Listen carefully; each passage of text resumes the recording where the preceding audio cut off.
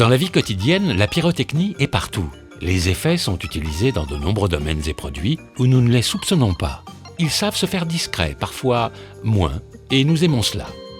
Les lanceurs aussi les apprécient tout particulièrement. Leur rapidité est unique en son genre, mais leur dangerosité aussi.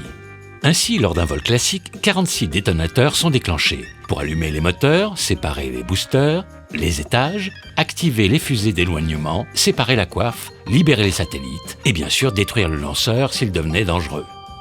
Tout cela avec des vitesses qui dépassent l'entendement.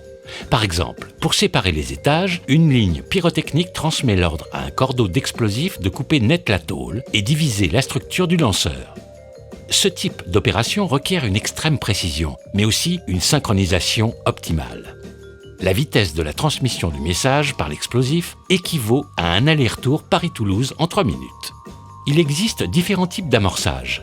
Combustion, déflagration, détonation. Sur un lanceur, chaque situation sait y mettre de l'effet. Cependant, les explosifs sont sensibles et nécessitent donc la plus grande attention.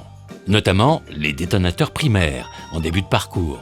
Aussi, ils sont protégés et ne sont armés qu'au dernier moment afin d'éviter les accidents.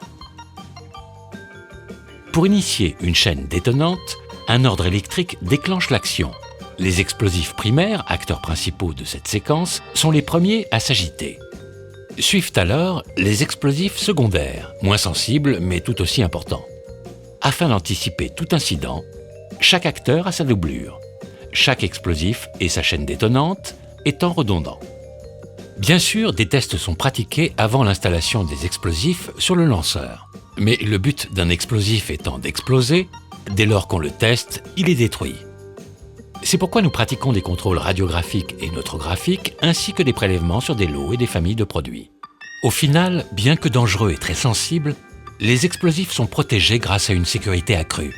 Ils ont un rôle décisif dans le bon déroulement des missions. Spectaculaires à bien des égards, ils savent aussi se faire discrets quand il le faut pour ne pas gêner les autres éléments de technologie embarqués et permettre à chacun de profiter du spectacle sans faire de cinéma.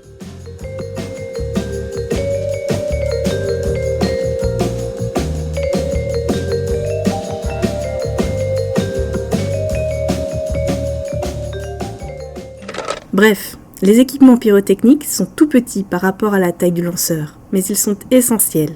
On les retrouve dans tous les moments critiques, à tous les étages et à chaque événement clé de la mission. Merci Frédéric Meyer-Lassalle.